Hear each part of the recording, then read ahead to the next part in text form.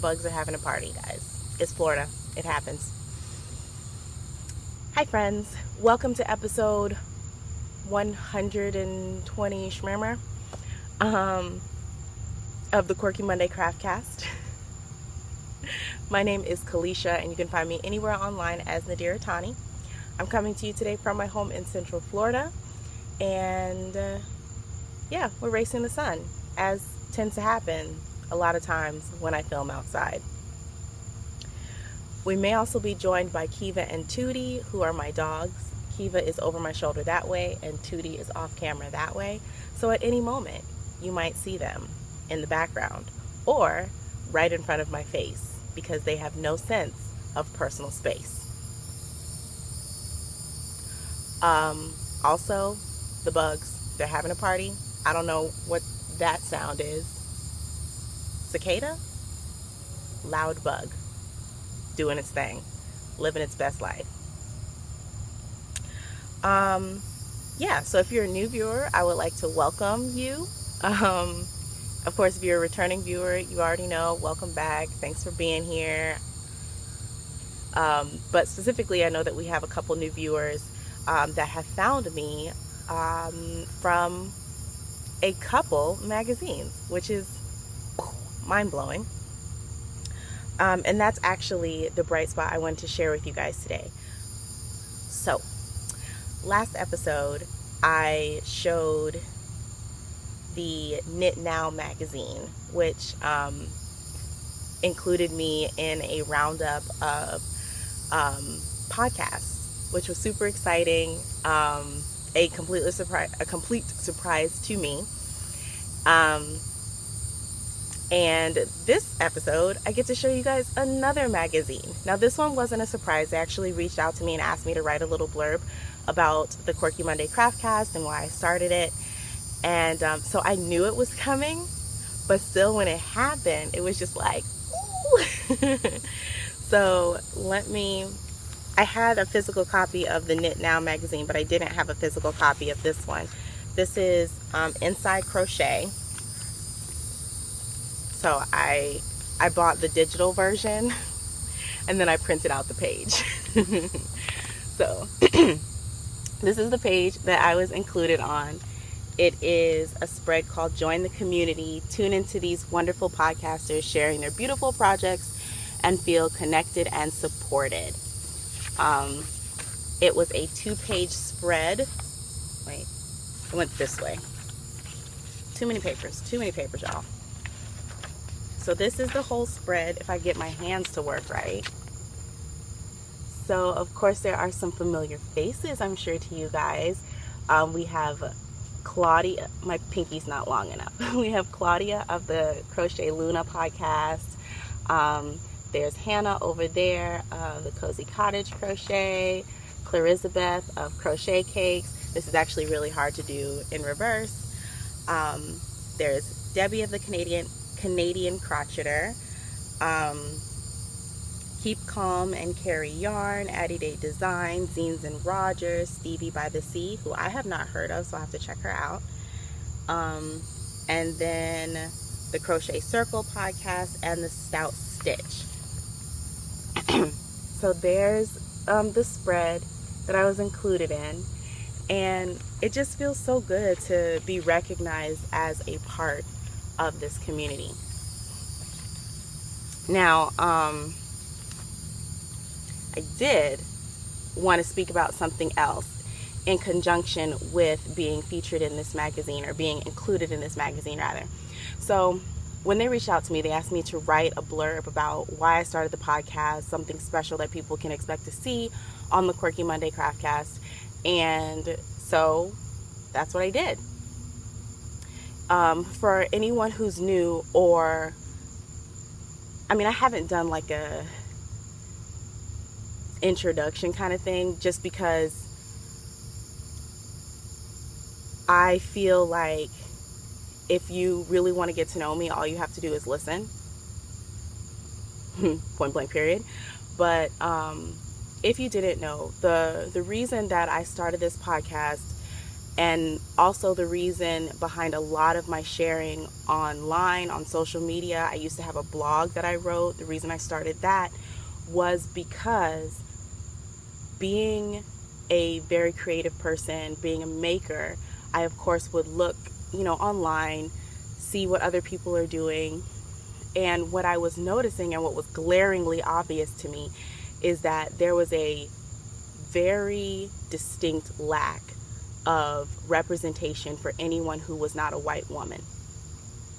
So that being said, I decided that I wanted to fill that space. I wanted to be the podcast that I wanted to see, or write the blog that I wanted to read, as a Black person in this space, as a Black crocheter, as a Black knitter, as a Black maker of all the things, as a Black star nerd, like all of these things.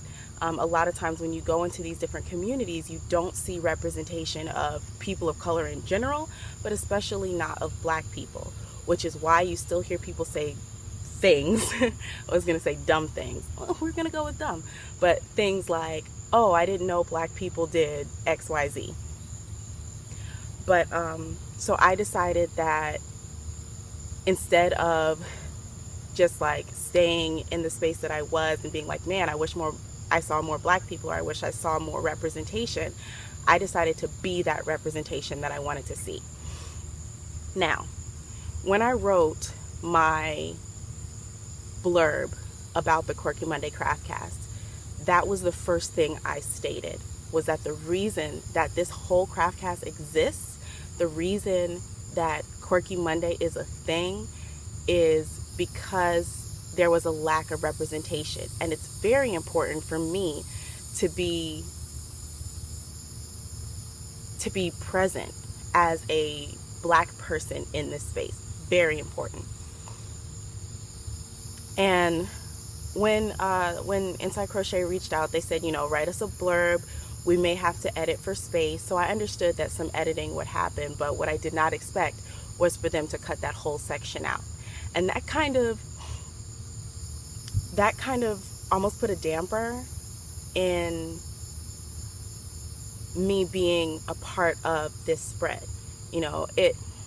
It was almost as if we want you in here, or we want you to be a part, but we don't want to highlight your Blackness.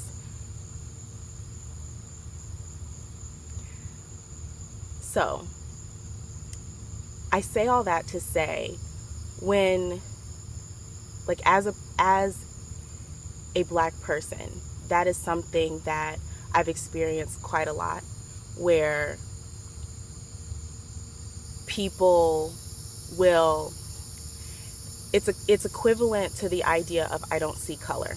And for me, someone saying I don't see color or not acknowledging my Blackness is very hurtful, because being Black is such a big part of my identity and part of my life experience, right? So for me to be put in this, like in this spread with all of these awesome makers, and essentially be boiled down to, oh, she makes pretty things, essentially, it kind of stung a little bit. So it was kind of one of those yay, aw moments, I am very grateful to have had the opportunity to be in this magazine, because it puts my podcast, it gives it gives a lot more audience to my podcast. So I am so grateful for that. But at the same time, acknowledge my Blackness. Acknowledge that Blackness, honey. And if you write about me being Black, capitalize the B in Black. I'm sorry, there was a giant bug. Y'all already know, if you're a returning viewer, that whenever I'm outside, it's always some sort of critter that's trying to come for me. It has begun. But I can see that I'm already losing the light, so guaranteed this whole podcast is not going to be outside. So enjoy this while you can. But yeah, I think that's everything that I wanted to talk about.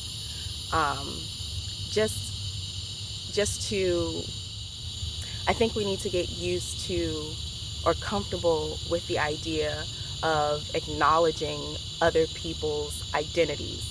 You know, acknowledging the fact that I'm black or stating the fact that I'm black does not say anything about anybody else. You know, just like acknowledging the fact that I'm female doesn't say anything about anybody else, you know? So, yeah. Also, I would like to highlight the importance of telling your own story. Like, for me, this really made me think about how a lot of times stories get changed or modified based on who's telling them. You know, like, by reading the blurb about me in this magazine, you would assume that, oh, you know, she just started podcasting because she thought, you know, videos were cool, when it completely misses the whole spirit of Quirky Monday Craftcast. You know, there's a lot of representation or a lot of aiming to represent for my people that happens in here. There's a lot of things that I do that are specifically meant to uplift black people, you know, and to signal boost other black makers and black creators. And yeah, also there's gonna be a whole lot of that in this episode. I'm really drunk about it, but yeah.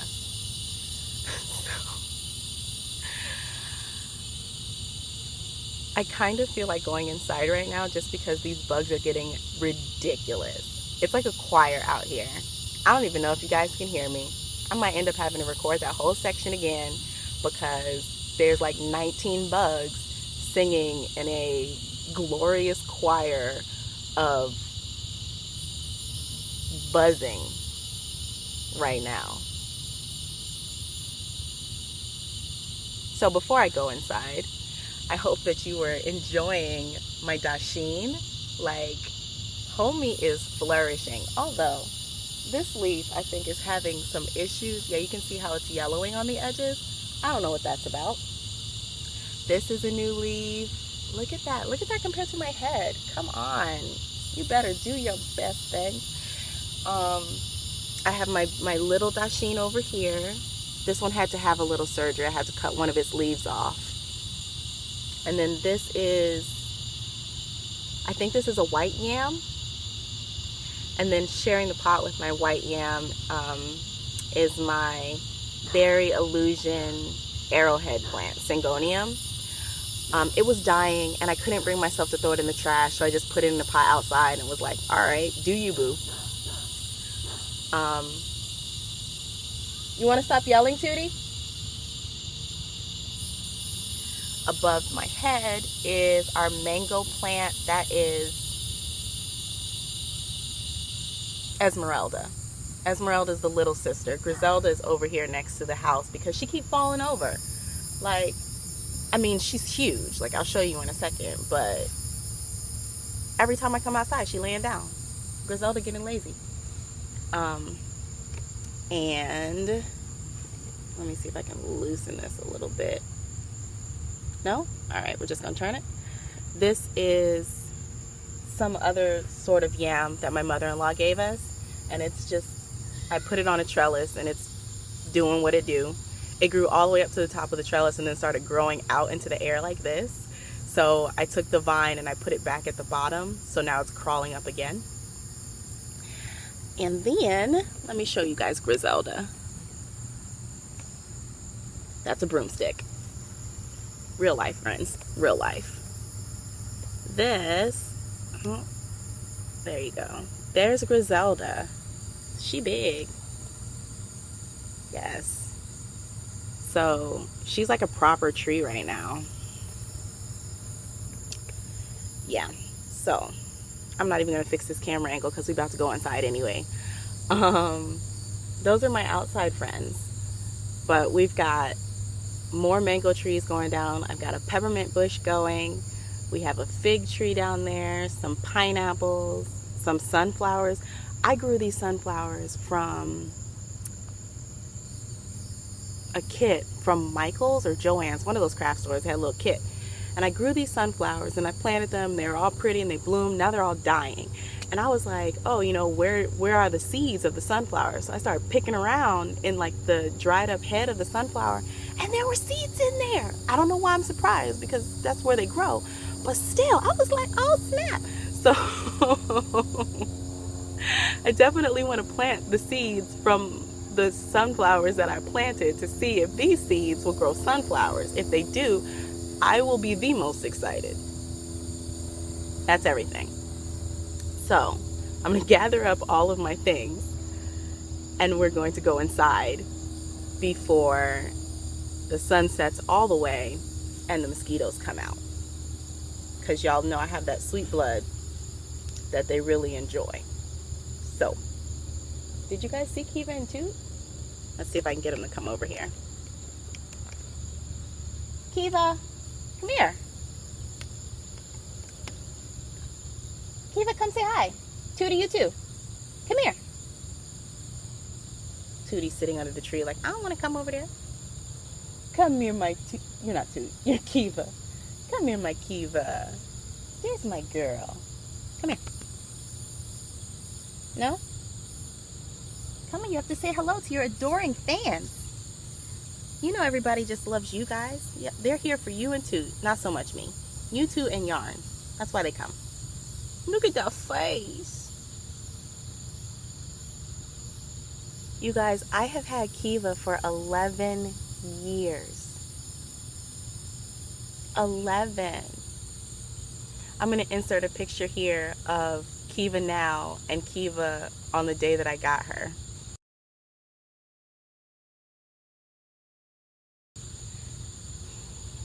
She an old girl, friends. She is an old girl. Let's see if we can get that ruffian Tootie over here. Toot, come here. You want to go inside? Yes, I'm going to open the door. You can go inside too.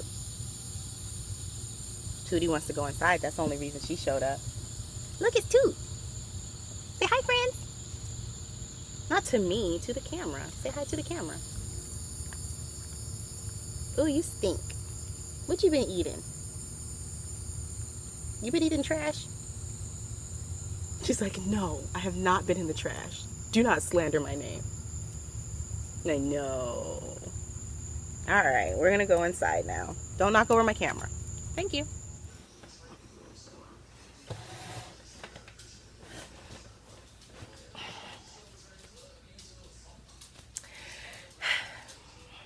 Hi friends, welcome back. So,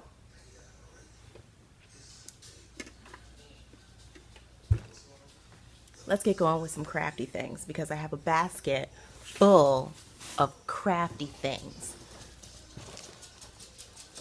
Look at that. It's all full. I feel very happy about that fact. I feel like I could just reach in and pull out things and we can have story time. That's not what we're going to do. All right. Oh, how is there Tootie here on everything already? She's just... I don't understand it. Okay. Finished objects. We have a pair of socks. So these are the Glucose Colorway by String Theory Colorworks. Yes. My friend Jennifer gave me I think I had 35 grams in total leftovers, and I made some shorty socks. These socks are going to be given to my friend Tiffany because they are too small for me. I just have to weave in all the ends, which everybody knows that's a party. I don't want to do it, but I have to because I'm giving them away. One of the things that I like the most about these socks is that the pink and blue stripes line up, but the purple and green stripes alternate. So I think that's really cool. So they look like they match, but they don't. Yeah. So the way that I knit these, I actually, they're kind of like an afterthought everything sock. I started with the cuff and then I knit a tube using all of the stripe yarn I had. and then I did the other cuff. Once I did that, then I cut them in half, like an afterthought heel, but you know, both sides. Cut them in half, put them both on separate needles, and then I knit the toes at the halfway point. And then I went back and I did an afterthought heel in both of them. So yeah, that's definitely how you can knit a pair of socks if you have a questionable amount of your main color. Knitting them that way allows you to use up all of that main color and still be able to make your socks. So you would definitely need contrast for your heels, cuffs, and toes. But that's a way to do it if you don't want to split your yarn in half ahead of time. So of course that's something I could have done. I could have pulled from both ends and split it in half that way, but that was too much work. So I just knit a long tube and then chopped it up. So yeah.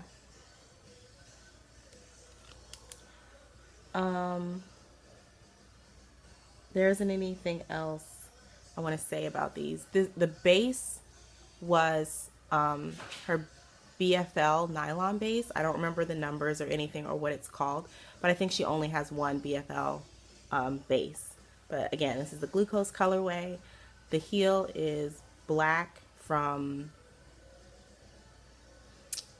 Serenity Sock, and then the purple is Lion Brand Sockies in whatever the purple colorway is. So yeah, those are all done. I'm glad about it. And speaking of Tiffany, she recently got a Cricut machine. So she made an iron-on, I was going to say patch, but it's not a patch, like an iron-on design for me. So I put it on one of these. This is a project bag that I made. This was kind of a size or a shape that I was thinking about introducing into the shop, but I didn't really like how fiddly it was to make. So I only have like one of these, but this is what she made. Craftiness is happiness. And it's an iron-on vinyl. So that's really cool. So now I will actually use this bag. Before, this bag just had, come on hands, this basket right here is full of minis and leftovers that were given to me, and all of these were in this bag before. So now that those leftovers are over there, I'll be able to use them because I'll see them. And now that this bag is empty, I'll be able to put something in it that will make me smile. The next finished object, this episode is going to be like all of the crafts, because these last 2 weeks I have just felt like making all the things in any way that I feel like. So yeah, that being said, I tried my hand at pottery. This clay is actually, this is a little cup that I made. This clay is Model Magic, and I thought that I was getting air dry clay, which is not the same as Model Magic. This is still kind of pliable, even though it's dry, and it's very lightweight, and it kind of reminds me of styrofoam, like the texture of styrofoam kind of, or maybe not styrofoam, but like if styrofoam and memory foam were like mushed together, it would be like this. So I made this cup. I think I'm gonna paint it, or I might leave it blank, I don't know. And then with the rest of the Model Magic, I made this bowl. I basically I took the rest of the Model Magic and I smushed it inside another bowl and let it dry, and then I peeled it out. But this, because of the texture that I left in it, because I just pressed it around with my fingers and I didn't smooth it out, I'm gonna paint this to look like a sunflower, or at least that's the plan. It looks really nice in my head. We don't know how it's gonna look in real life, but Can't you see this as a sunflower? I think that will work. But it's just a little trinket dish. Then I had gotten actual air dry clay and tried my hand at some more pottery. So I tried making another cup. And this is how it came out. We're not going to talk about that edge. We're just going to look at this edge. I specifically didn't like smooth it out or even it out at all because I just wanted it to have kind of that I'm not a professional look. And okay, so we will talk about this foolishness here. I'm gonna see if I can sand this down. But basically this part of the clay had gotten really thin, so I thought that the best way to remedy that without having to break down the whole thing and start over was to like put a patch on it. But I didn't make it thin enough. I didn't smooth it out enough. I don't know. I don't know how I thought that was smooth at one point, but whatever. I'm proud of it. So I'm not sure what I will put in here, but I made a cup out of clay. And I can tell you that air dry clay dries very fast. So you can see all of these little cracks and imperfections in the actual clay. That's because by the time I got to this point, it was already starting to dry out. Yeah, and this was the first thing that I made with that clay. So I took it out of the container and started working with it, and by the time I got this far, the clay was already drying. So you definitely have to have a plan of action if you're going to do air dry clay. So then I had some leftover bits of clay. So I made another little trinket dish, and this one, like, I wanted it to kind of look like the crescent moon. I might do some painting in there, not sure. It was fun to do. And then this is just, I did a long coil, like snake of clay, and then just whoop, made a little coiled bowl. I don't know. It's like, and then with the very last little bits, I made some round beads. I have 5 because I wanted to use up all of the clay that I pulled off of my block. I got a container. I don't remember how many ounces it is, but I got a container of the terracotta colored air dry clay. One thing I will say, if you get this is I think it's Crayola air dry clay. If you get the terracotta, it stains everything. You might as well have like terracotta colored paint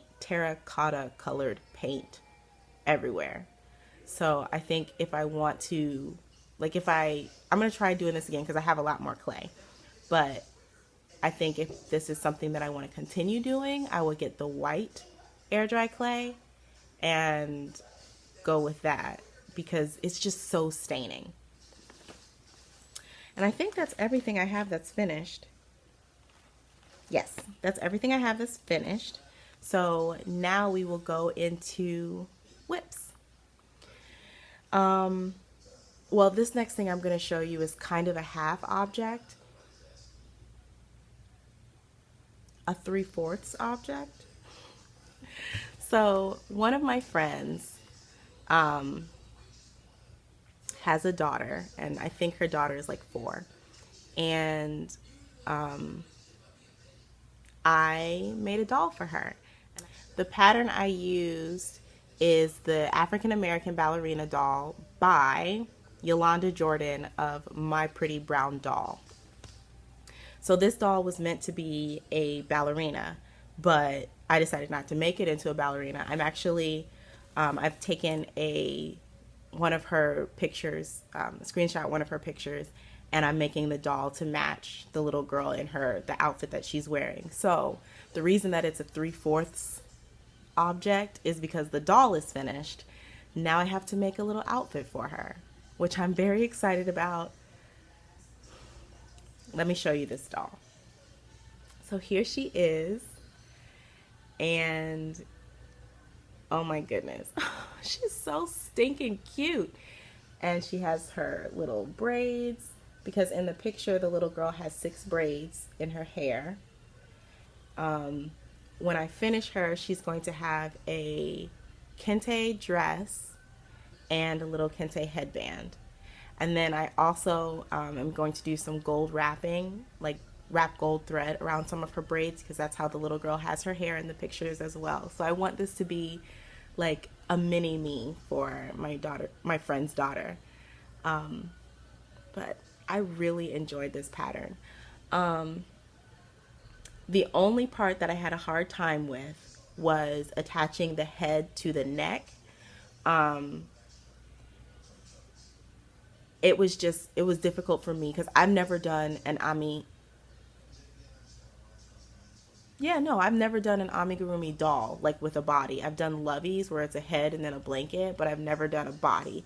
So this joint right here was a new experience for me. But it wasn't hard. The pattern is very easy to follow. Definitely recommend. Also, one thing, and you can kind of see in the video where this arm is a little bit bigger than this one, and that's because I stuffed this one more by accident and didn't realize it until I was like done. So yeah, so she has to get her little kente cloth dress, and I think I'm also going to make her a tutu. Like, yeah, I think I'm gonna, or maybe I'll just make a dress, because in my mind when I was looking at her, I was like, this baby needs a red, black, and green dress, just like color blocked red, black, green skirt, right? Am I right? I have to do it. I have to do it. So she's gonna have 2 outfits, very fancy. It's gonna be difficult for me to give up this doll, but there's a 4-year-old who needs all of her village to imbue beauty and worth into her. So a little mini me for a little mini girl. I'll put her over there. Next whip, I'm gonna show you.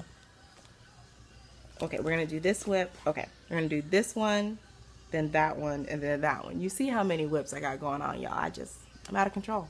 Start all the things. So what we have here is the beginnings of a market bag. So right now I'm using Lily Sugar and Cream. I think this is the cream colorway. Nope, ecru. This is the ecru colorway. And this yarn, Plarn, is the plastic yarn that I spun like some point last year.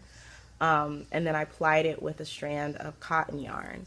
And so I did the whole bottom. So you've got the bottom, and then I did a lattice, a chain lattice. And then I went into kind of a little granny stitch motif. And then I ran out of yarn, so I had to go buy this. I'm kind of mad because this was supposed to be a stash buster. And if you know, I have a terrible track record with stash busting projects. I always start a stash busting project only to realize that the colors I have chosen or the plan that I have is going to fail because I don't have enough yarn, and I end up having to buy yarn for my stash busting project. That's not how you do it. I'm doing it wrong. But I knew that I wanted the top to be cotton. And I had black, green, like 2 shades of green, orange, and red cotton in my stash. And I held all of those colors up to this Plarn, and none of them made me happy. And I knew that if I went ahead with it and made the rest of the bag in one of those colors or a mixture of those colors, I wouldn't love the bag, and therefore I would not use the bag. And I'm not about that.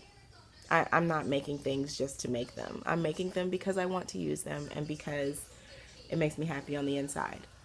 So, had to buy more yarn. So my plan for the rest of this bag is just to do essentially granny stripes, but build the granny stitch up for I don't know how much longer, and then do a strap. and then I'll be done. I don't think it's going to get lined or anything because I want it to be like loose and airy and kind of summery. But yeah. One thing, this yarn, this plastic yarn, was painful to crochet with. My fingers were crying out to the heavens. I am so glad that this part is over. Also, I think I'm going to have to steam it. I think that's what I'm going to need to do to make sure that the lattice mesh stays open. But I'm a little bit nervous about that. We'll cross that bridge when we get there.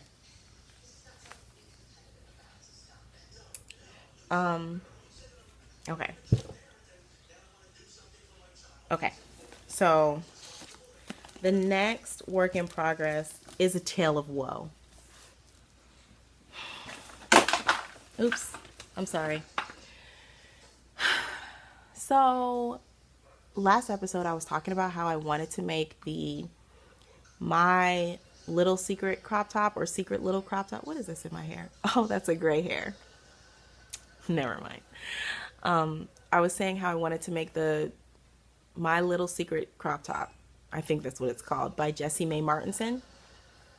And I was going to use this thrifted yarn. And I was like, oh man, I hope I don't run out of yarn because it's thrifted and I won't be able to get any more.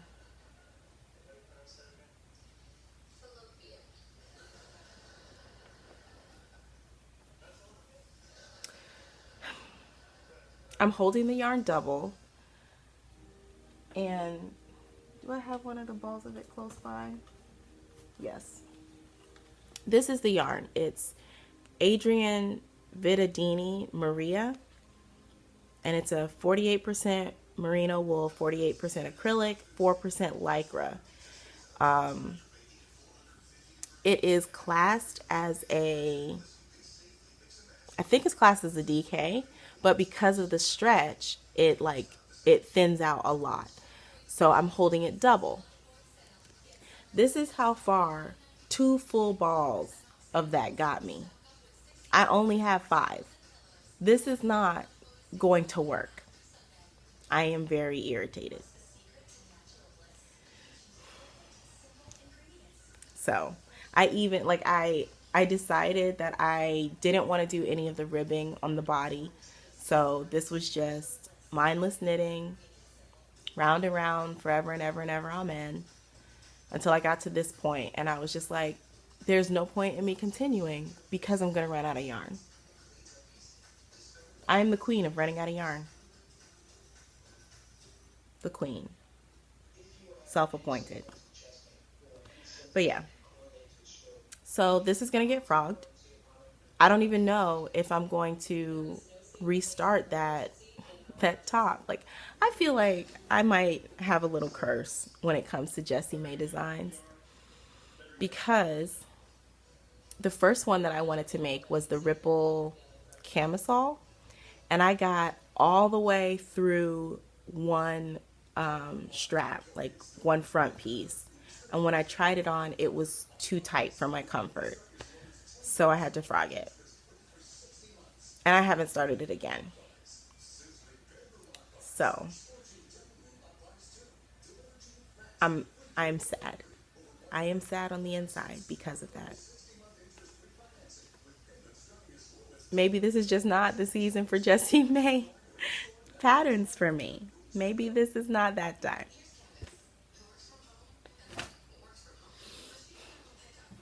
My last work in progress is going to take us into Stashquisitions because it is in one of my Stashquisitions.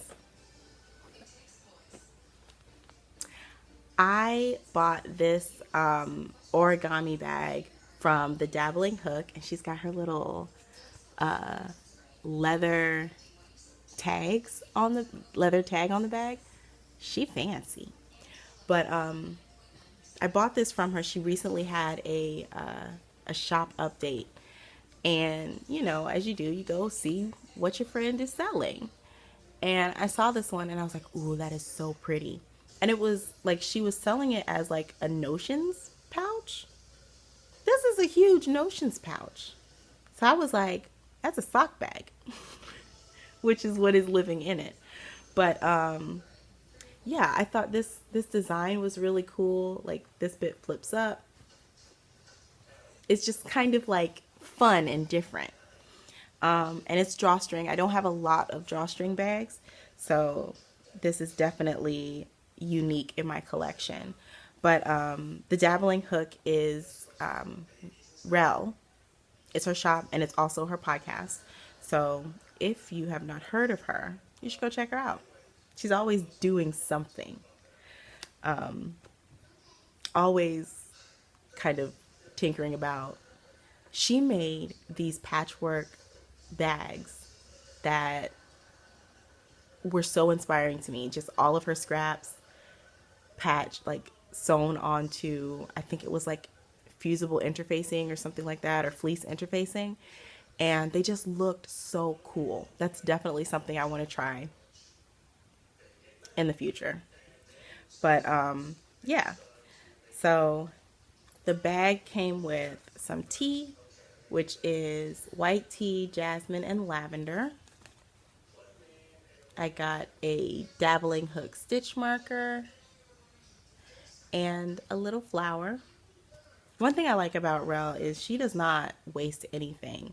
If she has little bits of yarn left over from a project, she just makes like little flowers and stuff and uses them on different things, which I thought was really cool.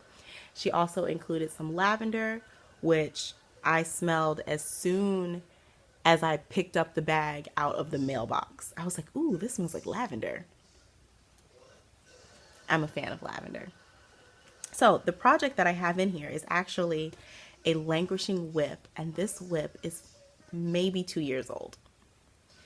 The yarn is Regia Tutti Frutti 2 cotton color, and this is their watermelon colorway. It's a self-striping that looks like watermelon. And oops, this is as far as I've gotten. I'm doing Afterthought Everything socks on these too, I believe, because my plan is to make 2 pair of socks, one for me and one for my mom. We'll see how that goes. So I'm doing them toe to toe.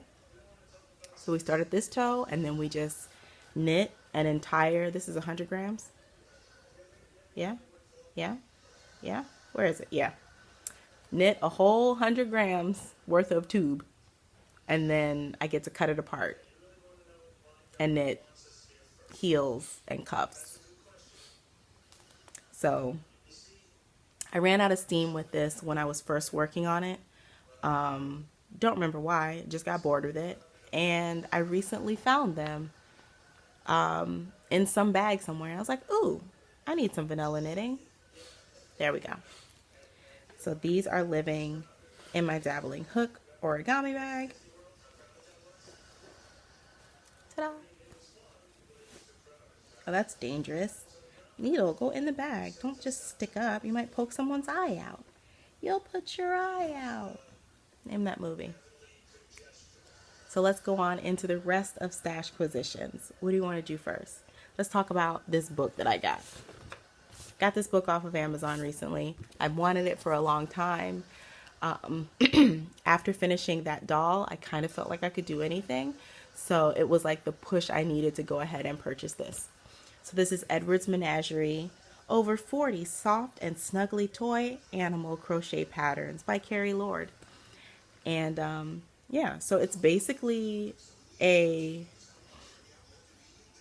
pattern book of stuffed animals where they all have the same body and arms, and you just change up like the yarn color or texture and like the head shape. So it's very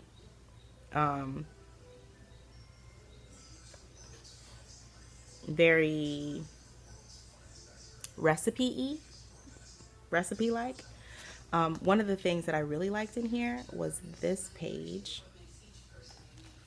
the size options, and it shows you like one animal pattern in a bunch of different sizes. So it gives you the size yarn or the weight of the yarn, and then how many grams it used to create that. Like for instance, this one is done with like a sport weight, and it used 30 to 50 grams of sport weight on a 1.5 millimeter hook, and it gives you the finished size. 4 3/4 inches. That is itty bitty. and it goes all the way up to giant. So you can also make it with like bulky weight. So that's really cool. Edward's Menagerie. Speaking of patterns, I did just remember that I bought a couple patterns, which I'll have to tell you about in a minute when I pull them up on my phone. Don't let me forget. The next stash positions I want to share with you, well, okay. I would call this like stress buying, but like sometimes when I feel some kind of way or like overwhelmed or frustrated or stressed out or any of those emotions, I want to go like buy little things. So now that the thrift stores are back open in my area, I have been poking around in them. Everything is probably going to close again because anyway, but for the time being, I went to one of my local thrift stores, which is a smaller thrift store, and it's one that it's a chain. Like it's St. Vincent de Paul. So there's other St. Vincent de Paul locations around, but it's not like big. It still feels like a mom and pop thrift shop kind of thing. Like it should be in somebody's garage. And they always have cool little things. And this last time I went, I found this. It's a metal bead loom, but this is what it looks like. It's a little bit rusty. I don't know if I'm actually going to clean it or if that will even matter, but where did the instructions go? Did I put them back in the box? Oh, I did. I actually read the instructions for this. And I'm really excited to try beading on it. So this is what the instructions look like. The copyright on here is 1969. There you go. But it shows you assembling the loom, threading the loom, prepping to put beads on the loom, beading the loom, working and finishing. So I'm really excited to try this. And this goes hand in hand with another project that I've been working on. And I am not going to tell you about that project until I have something to show you with that project. So I'm going to leave you in suspense. Mwahaha. So yeah, that was a fun little thing. I got it for 99 cents.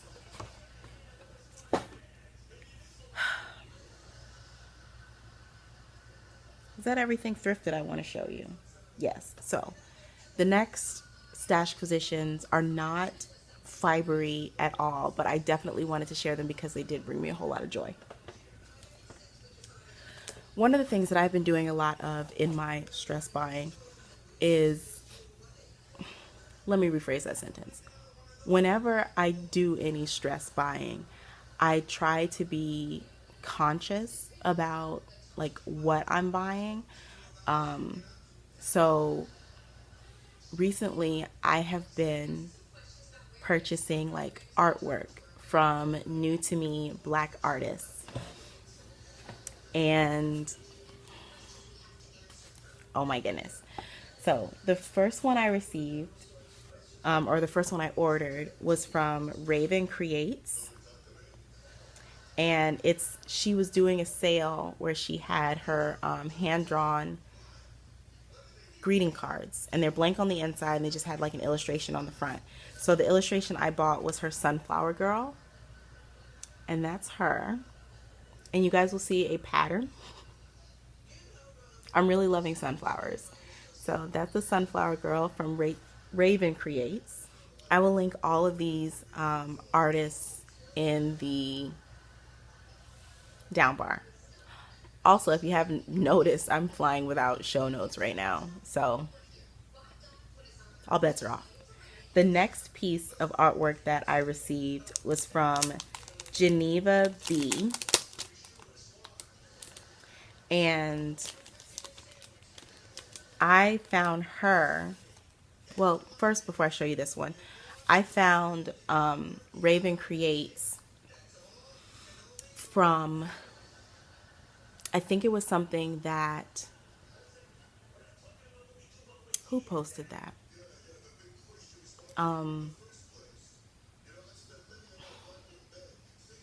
I can't remember. Somebody posted it on Instagram, and I saw the artwork, and I was like, oh, I really like that. So then I went to her Instagram page, poked around a little bit, and then I went through her suggestions.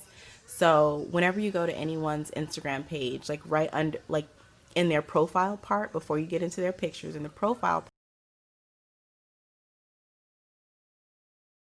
you can click on that and it'll be a drop down that will allow you, or it will show you suggested profiles that are similar to the one that you're on. So I find that that's a really good way to discover new new to you or new to me creators. So if I'm on the page of a black artist and I click that and I look at the suggestions, typically it will suggest me other black artists or other artists of color. And your girl fell down the rabbit hole. I am completely cool with that. But Geneva B art was one that I found traveling down that rabbit hole. And this is what I ordered from her. More sunflowers.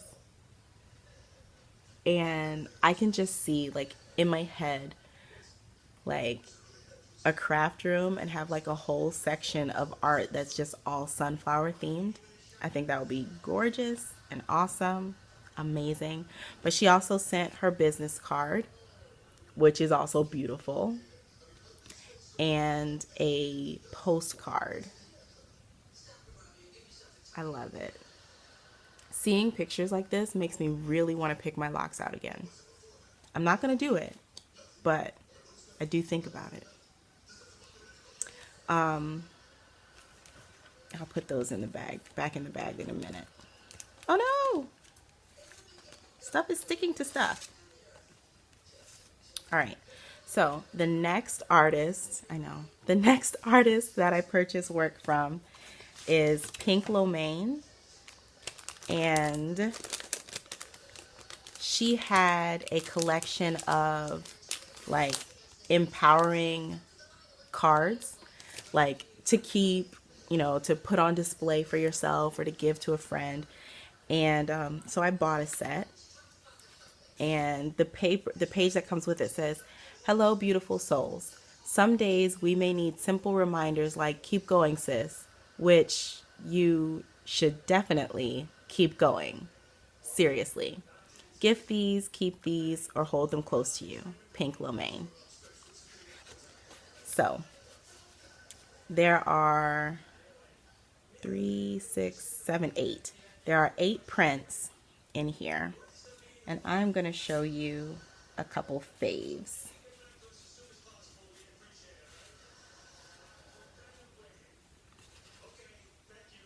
Okay.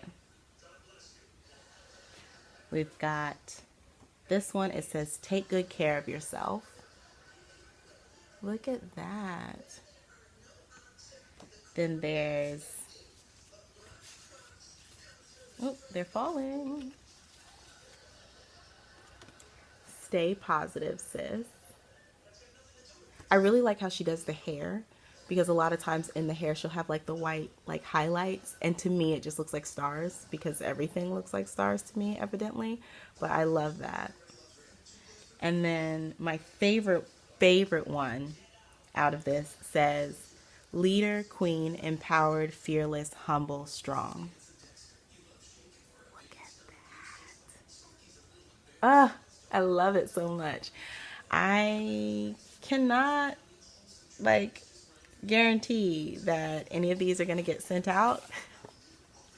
Like when I bought them, I was like, oh, I can send some to my friend. I can do this, I can do that. And then they came and I was like, I might want to keep them all. I might want to. And they came in this cute little envelope. Oh my gosh. So yeah, I have been really loving purchasing art from Black artists. And it brings me a special kind of joy to support these artists who are creating images that I can see myself in, right? This goes back to that need for representation. Like when you're able to look at artwork or different images that are portrayed and you can see yourself in them, that does something really awesome. All right. The last stash position that I have to share with you guys is a book. And this is a book by Tonya Ingram. Tonya? Tonya. This is a book by Tonya Ingram, and it's called How to Survive Today: Poems, Prompts, and Affirmations for Those of Us Still Finding Our Way. This is how it looks. Tonya is amazing. The first time I ever heard her work or experienced her work was during Heavy and Light, which is a program or an event put on by To Write Love on Her Arms. This was a couple years ago. I think the first Heavy and Light that me and my friend Tiffany went to. She was one of the performers there. And her writing is all about surviving today, you know? She has an Instagram, which I will link down below. And one of the things that I love that she does is she puts up these different pieces that she's written where you can tell that she's writing to herself, but the rest of us get to benefit off of her encouragement or her vulnerability. And I really, really love that. So when I saw that she came out with another book, I went ahead and bought it. She also has a book of poetry. I can't remember what it's called. I'll put it on the screen. But she also has a book of poetry. So yeah, man. I'm really excited to dive into this book, and I have told myself that I am not allowed to like write on another piece of paper and put it in the book. I have to actually write in the book because it has prompts and things to do in it. Yeah, like she has pages like this. I am whole, just written over and over and over again.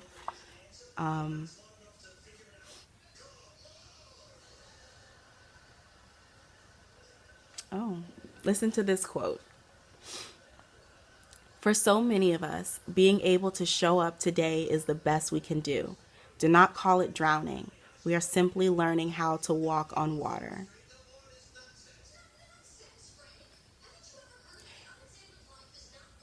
A lot of times whenever I feel down, whenever I feel a downswing coming or I'm getting overwhelmed by things, I always liken those feelings to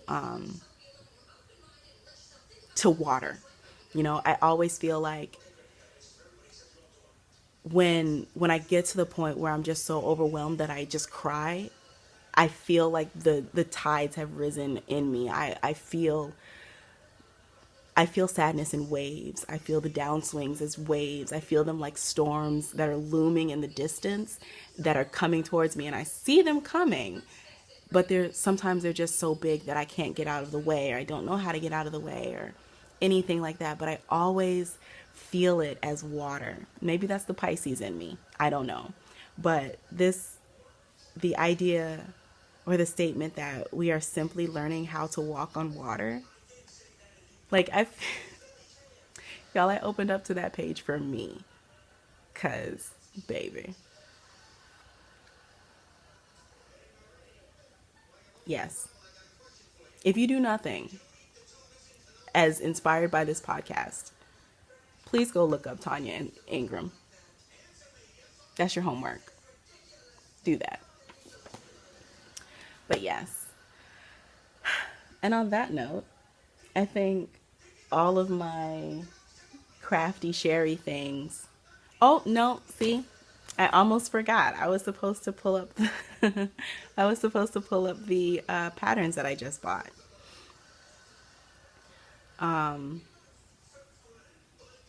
Yeah. You guys almost let me forget. But it's okay. You didn't let me forget. I appreciate it. Okay. So, I have purchased 3 patterns in the last couple weeks. I purchased the mini doll base, which is a pattern by Whitney Marie Anderson. Yep. Oh, there they go. Anderson. She is also the designer or the maker of the Brown Girl clay charms that I love. Side note, she is about to have a shop update. She put out a video today. Today is Wednesday, July 1st.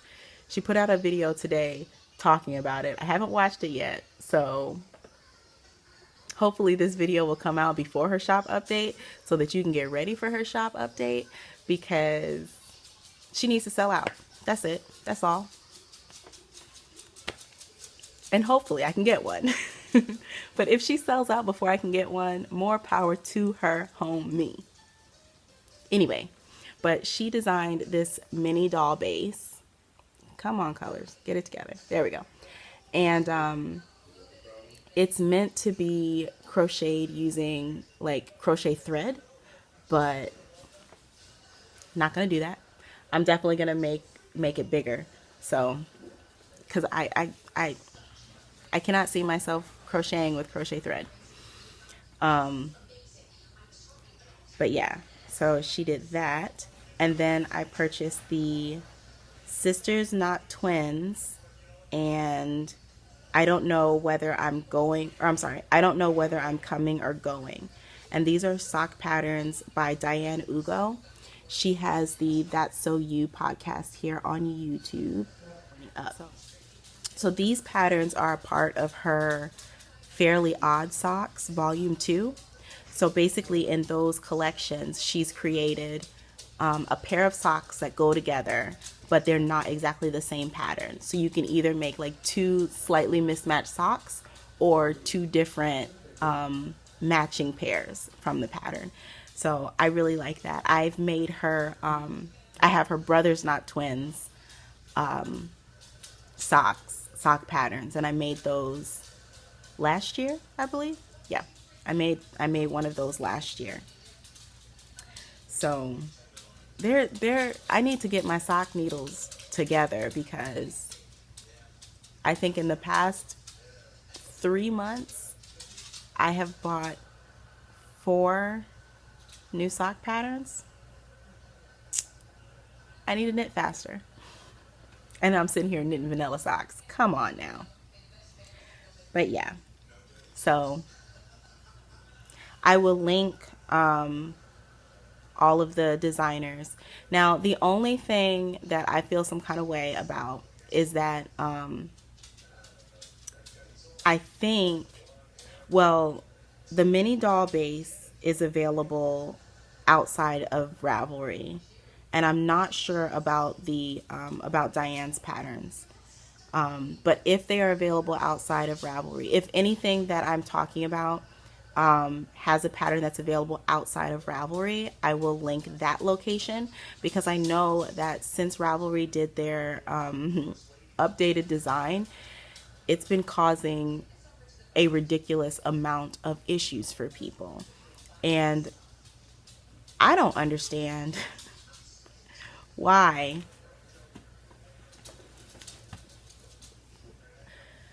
I don't understand how a site that is self-proclaimed to be inclusive, like on their Instagram page, the first thing that they say about themselves is that they're inclusive, but yet they do an update that is harming the people who want to use the site, and they haven't changed it. Like, I understand, if you put a whole lot of work into something, you kind of don't want it to fail, right? But if it is failing, then I feel like you have a responsibility to the users of your site to make the changes. And your change can't be, if I can't go on your site for fear of migraines or seizures, right? Your fix cannot be just go and change back to the classic. I have to go on the site in order to do that. So come on now. And it just, I feel like to say it's a letdown is a gross understatement.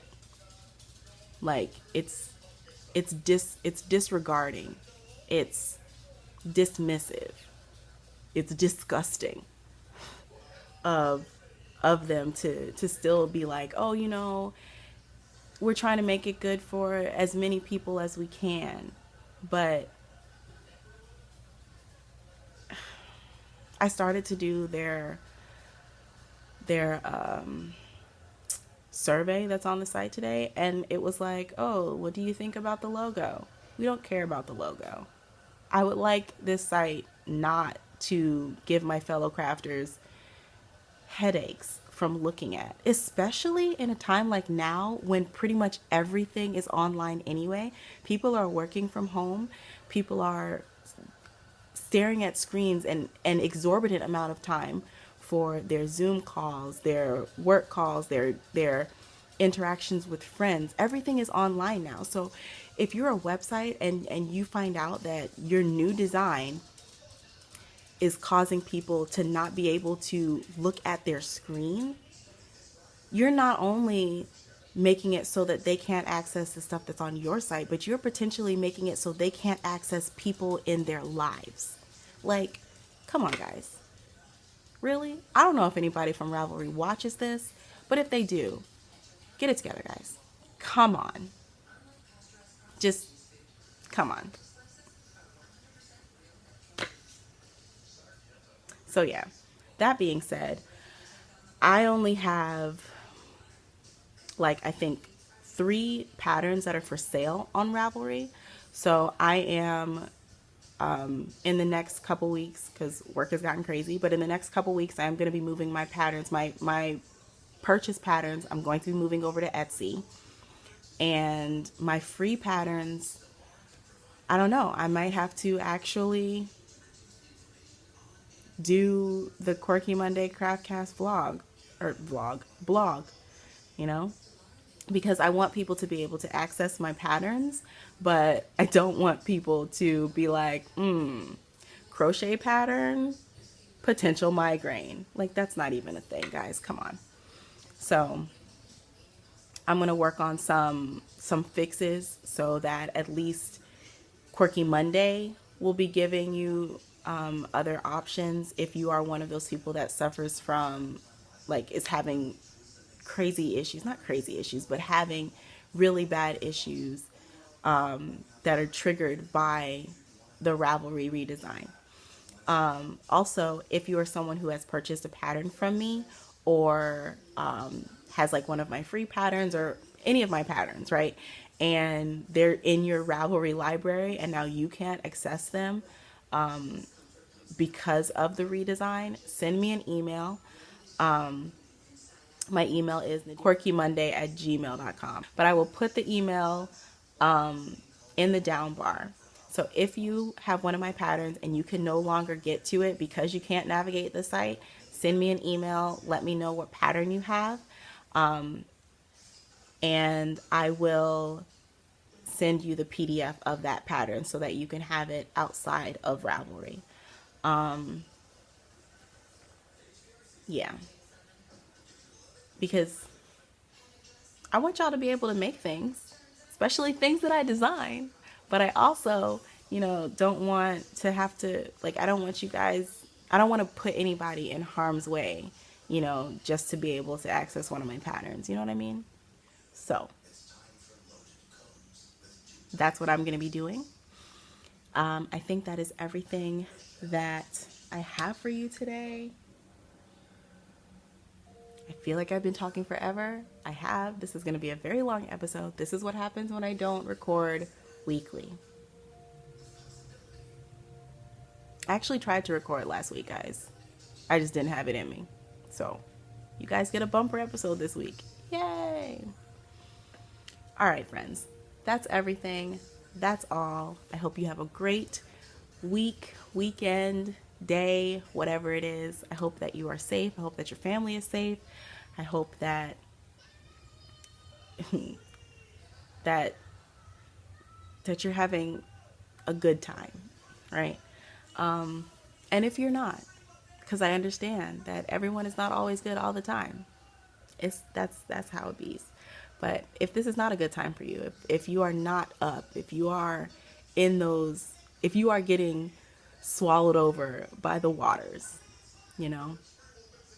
just try to keep your head above, lean back and float, keep swimming, and maybe you'll learn to walk on the water too. Thank you so much for being a part of my universe, guys. Bye, friends.